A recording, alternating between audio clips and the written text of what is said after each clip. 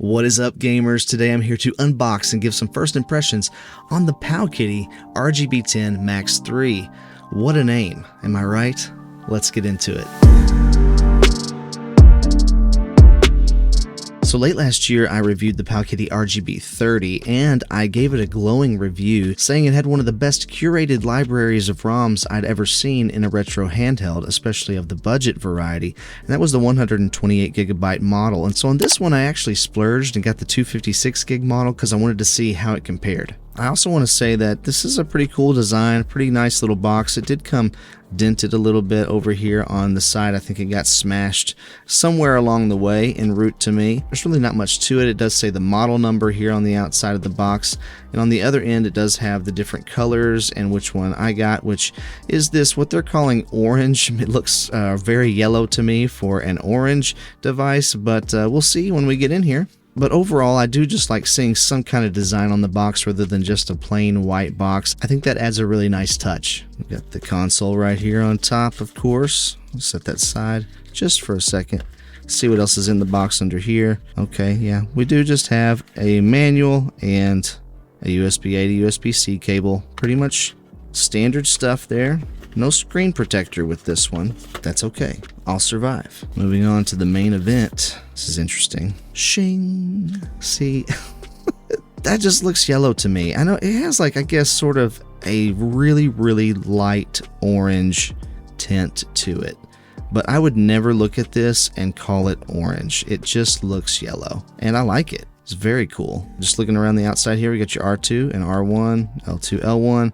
You got your power button, your reset button, your HDMI out, your plus and minus volume buttons. On the face of the device, we have start and select, your joysticks, which are Joy-Con style sticks, and they are recessed into here to help make it, I guess, a little bit more pocketable, where they don't stick out so far. But I also feel like it cuts down on their travel distance. Let me know what you think about these recessed sticks in the comment section, because I generally don't care for them that much. Button feel, this feels a lot like the RGB30, I'm not gonna lie, and that's okay. That was one of my favorite devices, probably my favorite device of last year, 2023.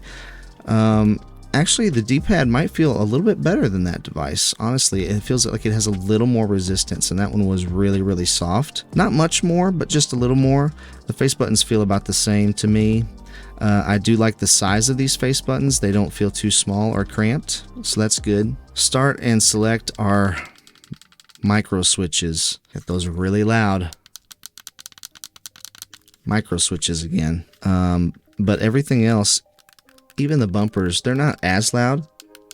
They feel a little softer, but they are still micro switches. All the other buttons, including R2 and L2, are very quiet. On the bottom, you have downward firing speakers. Again, I just really hate seeing that. I wish they could just rotate those 90 degrees and point them towards me.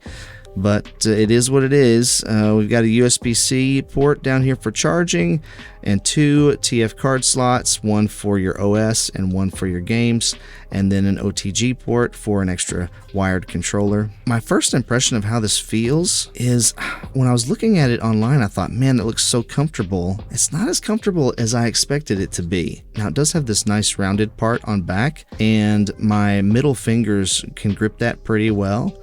So that's nice, but there's something about it coming in and down right here where my hands want to rest like this that's not super comfortable getting to these sticks and being able to use these triggers at the same time. I feel like it's going to make the joints in my fingers have arthritis or something. I'm not sure. I might be able to figure out a different way to hold this and get used to it. We'll see. Let's power it on. Oh, it also has a headphone jack down here. I like seeing the headphone jacks. This is running GelOS. I'm a little surprised to see that since GelOS has stopped supporting Powkiddy devices. Oh, this is booting up. Look at this. This doesn't look like it was cut for this device. How it has these wings right here. Did they have a bunch of these left over from something else? It's not from the X55. I don't think those button holes line up on the X55. What is this? Do you know what this is from? Because this was not made for this device, obviously. They must have had an excess of them laying around. Okay, so look how fast we can slide through those menus. Love it. What about this 256 gig card here. How many games are we talking about? So on the Nintendo Entertainment System, it has 1,569 games. Sega Genesis 866. CPS1 is only 32 games. I don't think there were a lot of games on those anyway though. PC Engine 335. MAME 1,859. That is quite a few arcade games if that's what you're into. Sony PlayStation only 74. That surprises me. I wonder if they have Tomb Raider 1 through 5.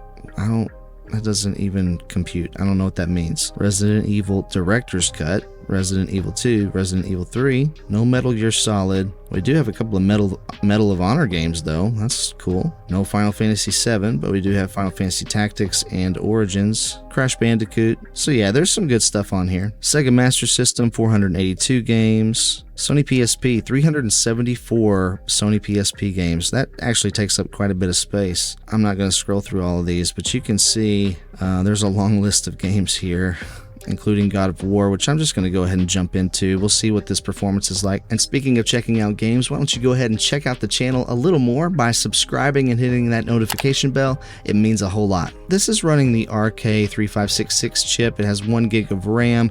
It's the same chipset we saw in the RGB30 and in a whole bunch of these handhelds. I'm a little disappointed in that.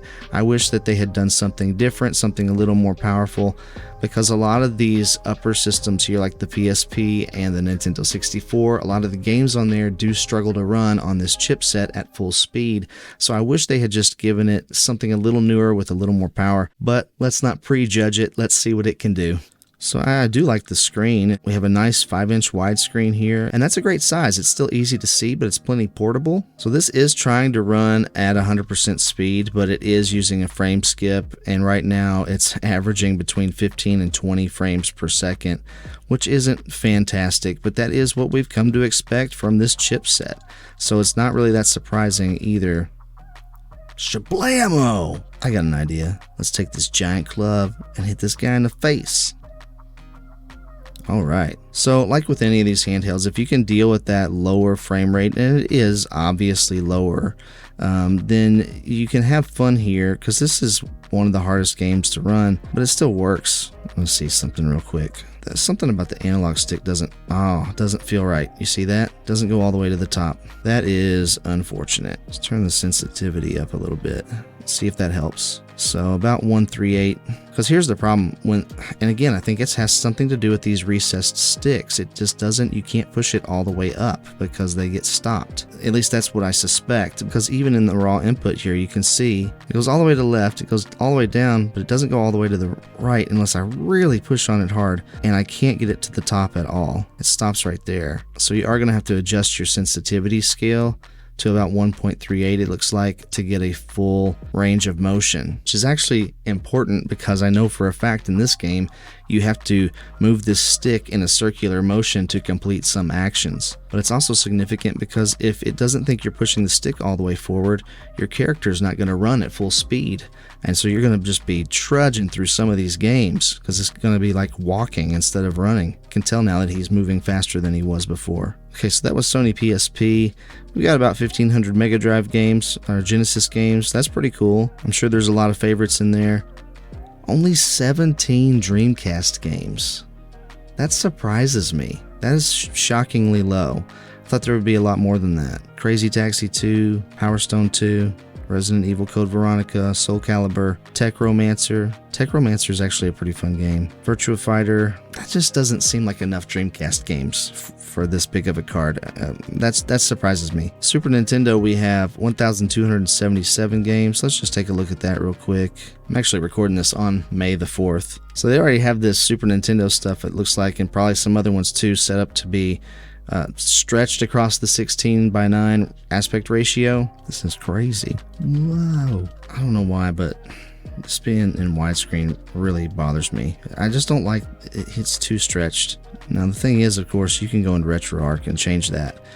Oh no. Of course, by default, to quit a game, you hit start and select, and then start and select again at the same time, and it'll take you back out to the main menu. All games. We have 30,080 games, it says on here. So N64, here's what we have. I know some people are going to ask. There is Cruisin' USA, Cruisin' World, Cruisin' Exotica, There's also Diddy Kong Racing, one of my personal favorites. There is F-Zero X. GoldenEye 007 actually is on here. Killer Instinct Gold is on here, and I'm guessing it does not run well, but we're going to check that one out actually in just a second.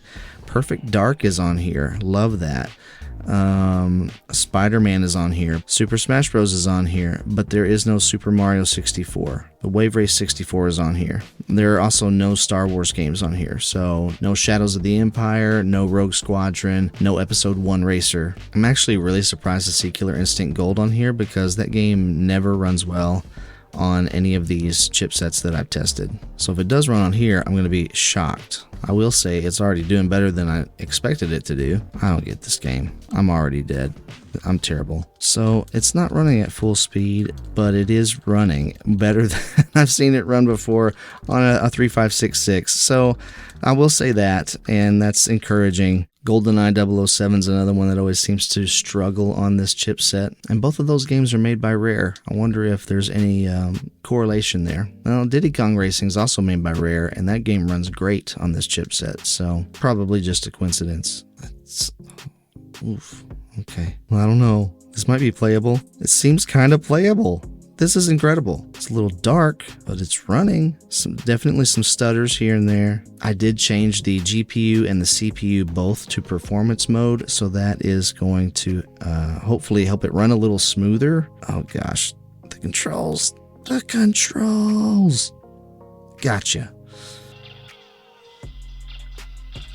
So I just had the volume up and there's minimal audio stuttering. And it's curious that it's running at 47, 48, 49 FPS, right up around 50. It makes me wonder if this is the PAL version of this ROM. That would make sense that it would run a little smoother since it only has to get to 50 FPS. So I was just checking my settings because that game seemed really dark and I do already have the brightness up all the way on the screen. And speaking of the screen, I mean, this menu here, just these colors look really great. The resolution here is really sharp. I don't actually know what the resolution is on this. I'll look that up for the full review that'll have out in a couple of weeks. But the text and everything is very sharp on the screen, very colorful, very vibrant. The contrast actually looks fantastic on here. It just seems a little bit on the dim side, so I'm going to go ahead and speculate that this is not something you're going to want to play outside in the sun, but indoors I think you'll be completely fine. I will go ahead and say this too, this has already become more comfortable to me than I thought when I first pulled it out of the box. Look at that. 6,000 Famicom games, 2,500 Nintendo DS games. That's insane. But look at this. Yoshi's Island DS in the USA, Korea, Europe. So there's 3 different ones for that. A bunch of these are repeats. X-Men Origin, there's a couple of those. A lot of these have more than one version of the same game for different regions. So if that's the case, and if that's the case on some of the other systems, then this doesn't actually have 30,000 games. That's a little bit disappointing. I guess I kind of understand it since you're shipping these all over the world. You want to make sure that the language support is there for whoever's buying it. But seeing doubles and repeats of games just makes the whole thing less clean looking when you're trying to navigate through these menus and find the game that you want. Of course, you can go in and just keep the one that has the language that you need and get rid of the others. But when you're talking about 30,000 game files, that's going to take a little while. Ultimate Spider-Man, Europe, France, Germany, Italy, Spain, USA. That's crazy. Transformers Revenge of the Fallen. There is 1, 2, 3, 4, 5, 6 different versions of that. Okay, so definitely not 2,500 Nintendo DS games. Okay, so overall first impressions. One is that the screen really is gorgeous, especially indoors. You've got great contrast, great color saturation. It's just not quite bright enough to be played outdoors, and some of the games look a little dark, a little dim. I think the face buttons feel fine. There's clearly a problem with the sticks, as we saw with the PSP. It's not as uncomfortable to hold as I first thought, so that's good. It seems to be running all the games fairly well. The downward firing speakers sound okay, but I wish they were on the front of the device. And this color, I really like this yellow. I'm sorry, not yellow. Orange. I really like this orange color that they have here. It looks really sharp. And that is the Powkiddy RGB10 Max 3. Let me know what you think in the comments below. I would love to hear your thoughts on this device. Even though this chipset is kind of long in the tooth at this point and I'm ready for something newer, my overall first impression is that they do have something worth looking at here, and I can't wait to dive into it more. So make sure to like, subscribe, and hit that notification bell so you don't miss the full review of the RGB10 Max 3. Stay kind and encouraging out there, and I'll catch you on the flippity flip.